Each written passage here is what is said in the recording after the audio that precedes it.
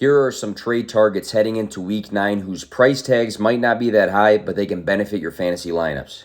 If I'm a team needing wide receiver help right now, I might capitalize on Tyler Boyd only scoring 12.8 fantasy points in his first game without Jamar Chase.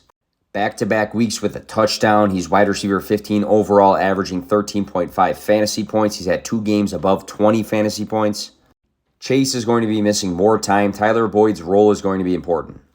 Dalton Schultz just scored 13-ish fantasy points for the first time since Week 1. He's been dealing with a nagging knee injury, climbing from 65% to 71% of the snaps. 5 to 7 targets the last 2 games is a great sign.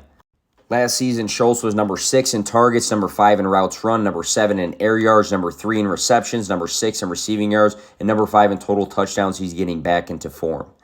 Head coach Dan Campbell just said that they probably gave him too much work in Week 8, that he's not 100%. Swift himself has said he's not 100%, but he expects his role to grow.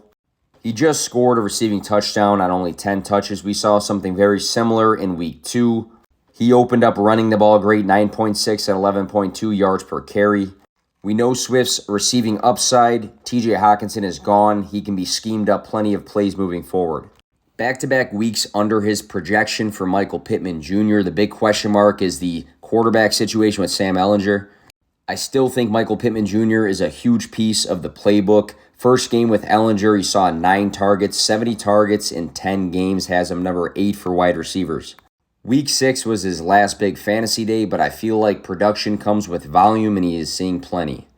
It doesn't hurt to check a player's price tag following a bye week. Mike Williams is set to miss time, who had 59 targets in this offense.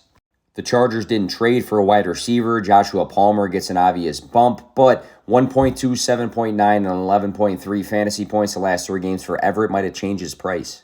He's had 16 targets the last 2 weeks and should be a big role in this offense, missing a big piece.